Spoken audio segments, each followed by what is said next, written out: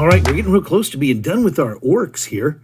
The only thing we need still with our orcs, well, we're going to need a place for them to stand up. And so if you look up here, we've got these bases here that we can use to put them on. If we put them on right now, though, basically they're gray bases. It doesn't make them very exciting.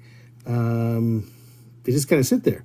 So what I want to do is make them a little bit more interesting with these bases. And the bases that came with them are still going to be the bases that we use. But what I would like to do is, rather than just use the bases, we're going to take some Apoxy Sculpt, Apoxy Part A, Sculpt Part A, and an Apoxy Sculpt Part B. And what I'm going to do with those Apoxy Sculpts is, we're going to take those, you have to put them together. It's going to make a Play-Doh clay kind of thing that we'll put on the top of this. Once we put it on the top, we're going to make some different impressions on them so that we can have an impression on here that we can then use as our base for these figures here.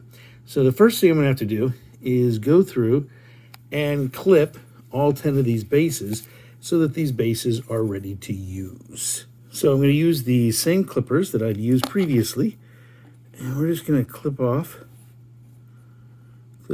each of these bases off so that we'll have one for each of our orcs in this unit. I tell you, the snapping of those things is absolutely wonderful. It's such a great sound to listen to. As far as clipping those off, didn't take very long. But we wanted to make sure that it goes a little bit faster as you watch and can enjoy. And just got one more. Now that's for that heavy gunner up there. And here is our last one right here. So we now have enough of those. That means the next thing I need to do is open up my sculpt. Now if you look, this one is pure kind of a grayish white. I'm going to take it off camera for a minute so I can get a hold of a good chunk of it. Right here is a good chunk of what we find inside there. Now I'm going to need to get the exact same amount from the other side. The other side doesn't look quite as nice. But it's probably because it's a little bit older. Still going to grab a bit of that. You got to get about the same amount of size as I'm pulling it out. Let's see here. Need a little bit more, perhaps, or perhaps would be a better way to say that. Right there. Close them both up again. And now what I have to do with these, gotta grab a hold of that one that fell, and we gotta put this stuff together. This stuff is like putty in my hands. Well, not exactly putty, more like epoxy. Because putty is a little bit different than epoxy. I think it's a little different than epoxy. But man, look at me push that thing together. Yep, we're getting ready. It's going to make a great base. It's going to have a great impression on you. All right, so I now put this epoxy together. It is going to eventually harden. So what I need to do before it hardens on all of these, I'm going to take a bit right here, as you can see in my hand. Take one of these, and I'm going to put it on top. Now I want to have the right amount here, so that as you can see, I don't want a lot of extra. So I'm going to take off a little bit more than what I had. Pressing this down, trying to keep it about on the shape itself, because the circle does give me a very nice base. Okay, so I put this on here, flatten it out, maybe take a little bit more off the top. I'd say that at my barber, but I've already lost enough off the top. Now, once I've got this pushed down,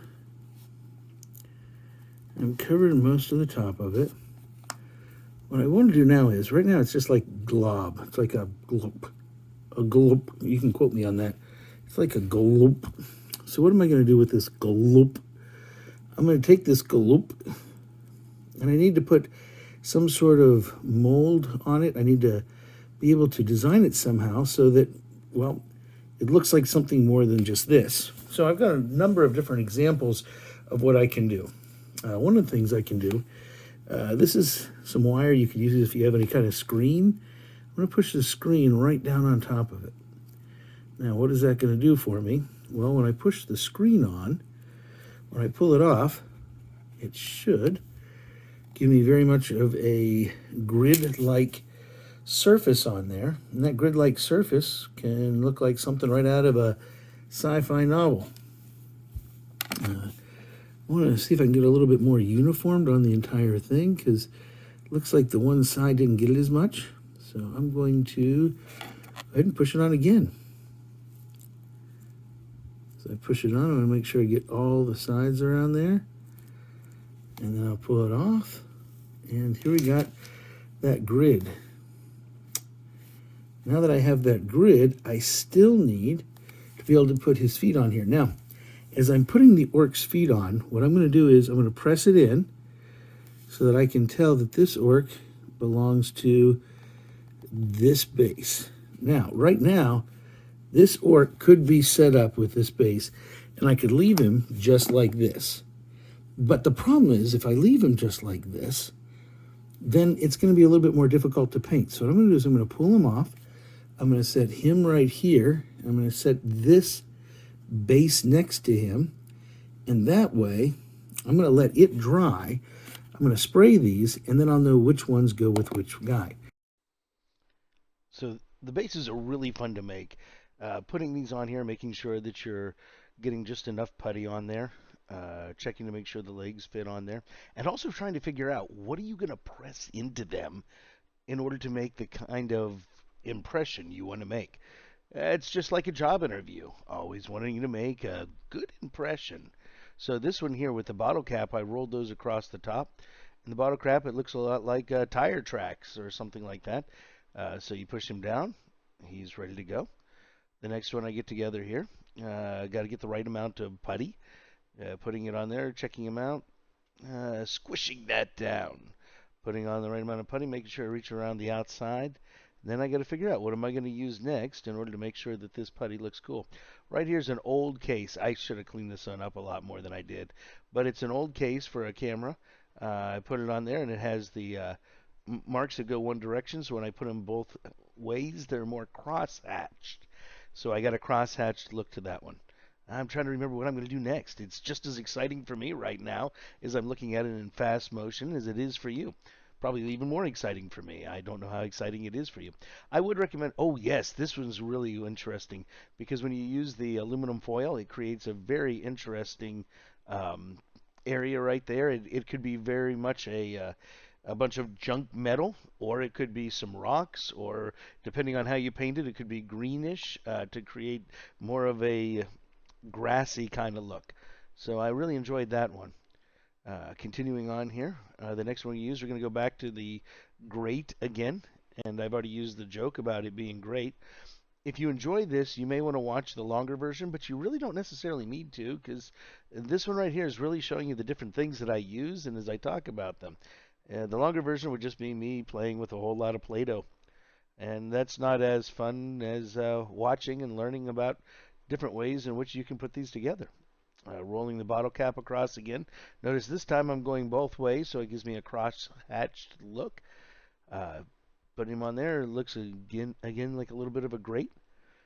By the way, I'm also going to be working on these as well, individually in different models, so that I can get the entire set put together. So we're trying to get this here. Make sure we get it on there.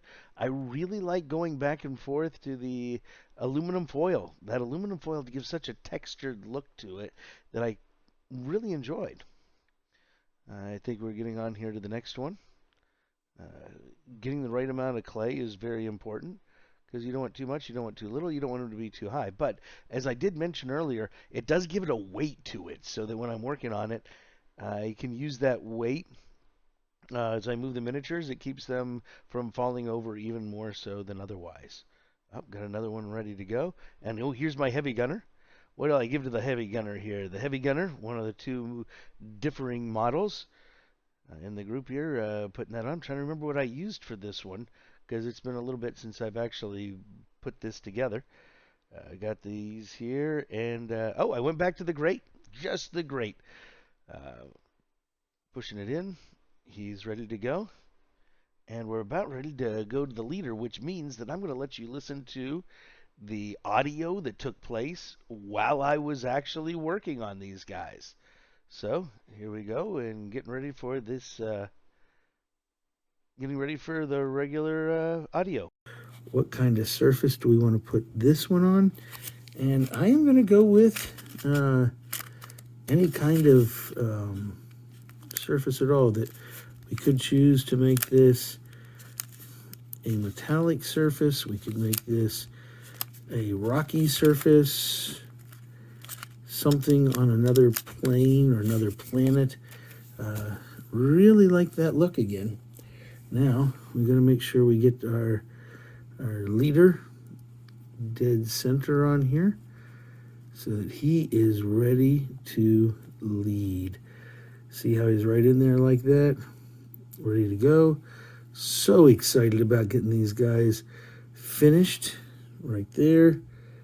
Maybe push the back in just a little bit further and take it off so that we have a place to, oop, that one actually came up a little bit, but it should dry on there. Now, every one of them has a base. All right, I've put the bases out here. You can see them. I'm going to prime them. I have another set over here for a different group of the miniatures. So I'm just priming these right now. I don't know that I need to prime with the epoxy that I have on them, but I always prime them just to make sure that it'll hold the paint, because I want to make sure that the paint stays on them afterwards. So you can see that I've got them primed, let them sit and dry, and then the next step is to paint them and glue the guys on.